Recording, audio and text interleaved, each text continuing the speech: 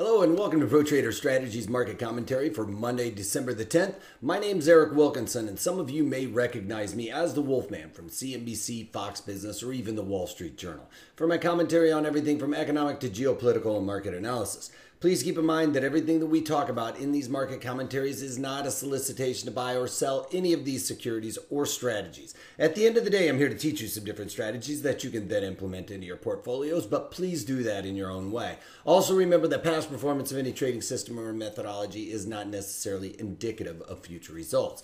All right, having that out of the way, let's get it on with some economic data for a Monday. As you would expect, not a whole lot to see here, but Great Britain did come out with GDP numbers and came in line with expectations at 0.1%. Manufacturing production came in lower than expected at negative 0.9%, expected to be unchanged, so not too good there.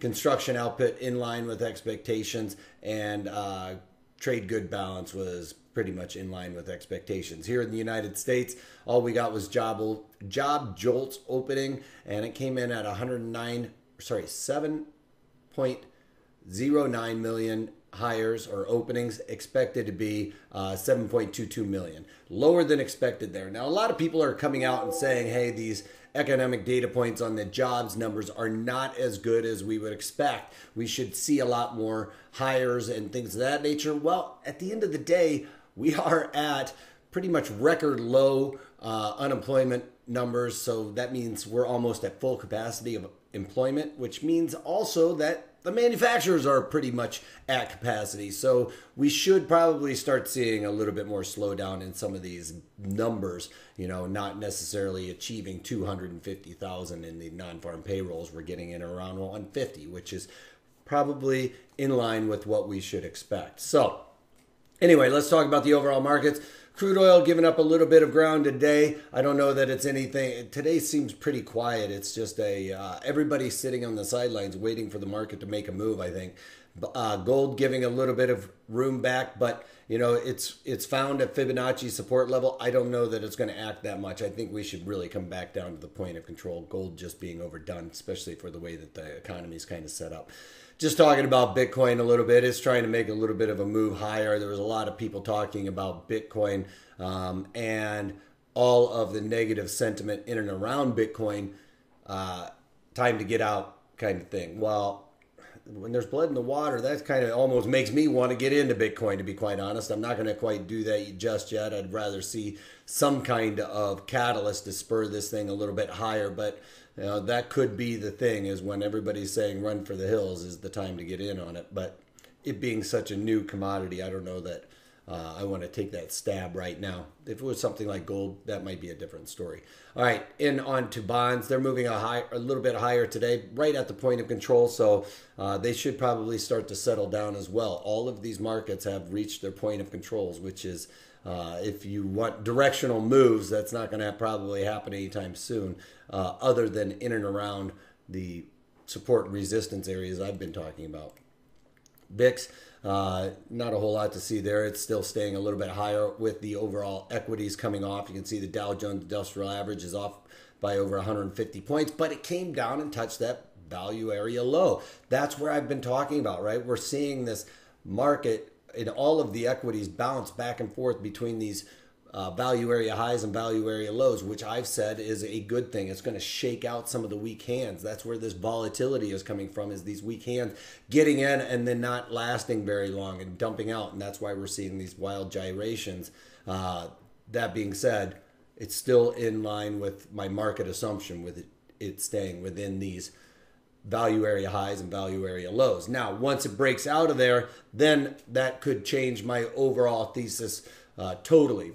As of right now, we're staying within those parameters, so I'm okay with my thesis at this point. So, despite the fact that the markets are down a little bit, you can see they are still within the parameters that I'm looking for, which is the value area high and the value area low for these equities.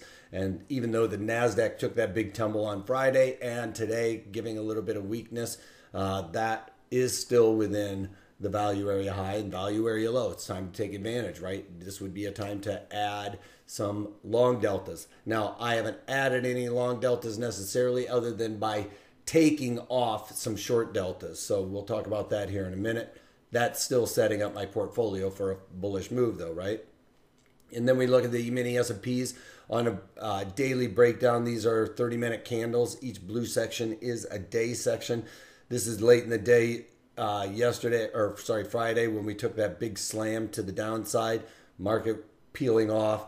Today, we tried to make a bit of a move higher, but I think some of this economic data points that we were seeing, especially like the JOLTS job openings number, people are really looking at these numbers saying people aren't hiring, and that must mean that the economy is starting to slow. Well, we aren't accelerating like we used to in bubbles and things of that nature, which I've talked about. This is a good economic environment, and no, it's not robust, but it is clicking along nicely, which is good for the overall economy. I think we don't want to see these booms and busts happening. We'd rather see the economy trudging along and doing quite nicely. But these jobs numbers are panicking the market a little bit. I'm not as concerned about them as the broader market, obviously. But you can see with the mini S&Ps down on the day. Now, this is the only trade that I've done. This is what I was talking about. I had short deltas in Deere. I've covered some of these short deltas, which makes my overall portfolio longer deltas. If I'm taking off the shorter deltas, it makes my portfolio longer.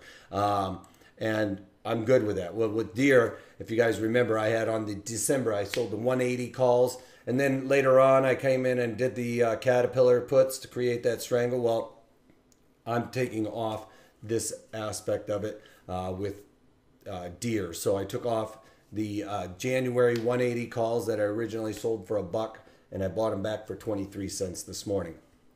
Still holding on to the rest of my strategies and haven't added anything as of right now. Like I said, I'm kind of waiting to see how this market makes a move today. I'd like to see it stay within the value area and start making some decisions there. You know, just need a little bit more confirmation of my thesis. That's about it. Check out last Thursday's webinar. It was a really good one on diagonals. This is a great environment for diagonals and calendars, which we're going to be kind of talking about as well. So stay tuned for those. Go to protraderstrategies.com and sign up for those. Also, give me a thumbs up, thumbs down, like or dislike on this video. If you give me a dislike, let me know what it is. That's about it. If you can't take that, take it easy.